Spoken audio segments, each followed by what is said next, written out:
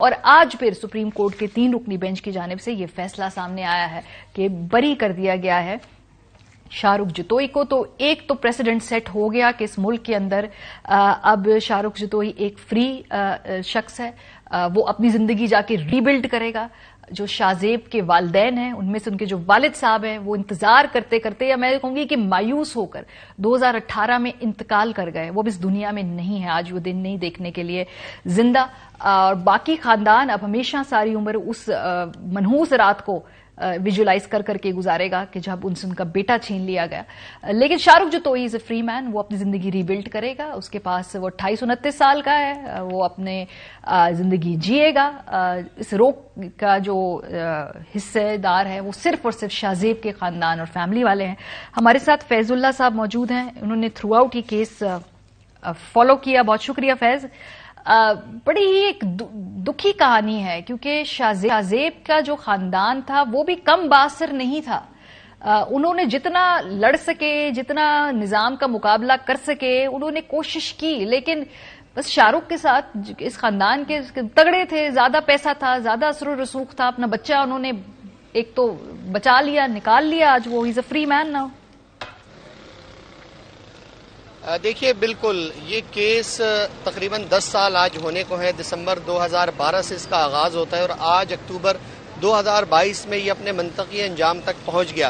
لیکن جیسا کہ آپ نے بھی اپنے انٹرو میں بتایا، کئی اتار چڑھاؤ اس میں آتے رہے اور یہ کیس ہر تھوڑے عرصے کے بعد میڈیا کی زینت بنتا رہا، بین الاقوامی ذرائع ابلاغ میں بھی اس کا ذکر ہوتا رہا، اور پاکستان میں اس حوالے سے انصاف اور قانون کے حوالے سے کئی سوالات اٹھے۔ جہاں تک بات ہے اس فیملی کی، اورنگزیب خان جن کے صاحبزادے تھے شاہ زیب خان اور امرین اورنگزیب، یہ والدہ ہیں شاہ زیب کی، جب یہ قتل ہوا اور اس کے بعد احتجاج ہوا اور یہ معاملہ افتخار محمد چودھری جو اس وقت چیف جسٹس تھے ان کے نوٹس لینے کے بعد جب ATC میں اس کی سماعت شروع ہوئی تو ابتدائی سماعتوں پر یہ فیملی آتی تھی۔ چونکہ اس فیملی کا اس وقت بھی ہم مشاہدہ کرتے تھے، یہ وہاں آ کر میڈیا سے گفتگو نہیں کرتے تھے، دور رہتے تھے، بہت کم کبھی کبھار اورنگزیب خان جو کہ پولیس میں DSP تھے وہ کبھی کبھار کوئی بات کر لیتے تھے، لیکن مجموعی طور پر یہ میڈیا سے دور رہتے، اور والدہ جو تھیں خصوصاً شاہ زیب کی وہ بڑی ایک غم کی تصویر بنی رہتی تھیں، اور ان سماعتوں پر وہ آتی رہیں اور وہ مقدمے کی ان کی خواہش تھی، بلکہ ان کے الفاظ تھے کہ میرے بیٹے کو قتل کیا گیا ہے اور اس قتل کا بدلہ پھانسی ہی ہونا چاہیے، سزا ہی ہونا چاہیے۔ گو کہ ان کی خواہش پوری نہیں ہو سکی کیونکہ ابتدائی سماعتوں کے بعد ہی عدالتوں میں ہم نے دیکھا کہ اس میں پیش ہونے کے لیے جب ان کے والدین آتے تھے تو کچھ چمگوئیاں شروع ہو گئی تھیں کہ اب معاملہ کچھ اثر و رسوخ رکھنے والے سیاستدان، کچھ با اثر افراد اس کیس میں ملوث ہو چکے ہیں اور معاملہ صلح نامی کی طرف جا رہا ہے۔ یہ بالکل ابتدائی جب چند ماہ ہوئے تھے تبھی یہ بات سامنے آنا شروع ہو گئی تھی، اور تب بڑی حیرت ہوئی تھی کیونکہ اس وقت تک یہ خبر نہیں نکلی تھی، لیکن اس کے کچھ عرصے کے بعد پتہ چلا، سندھ ہائی کورٹ میں حلف نامہ جمع ہوا کہ اورنگزیب اور امرین اورنگزیب اور ان کی بہنوں نے شاہ زیب کے قاتلوں کو معاف کر دیا، اور اس کے لیے جو الفاظ استعمال ہوئے وہ تھا کہ رضائے الہی کے لیے انہیں معاف کیا گیا۔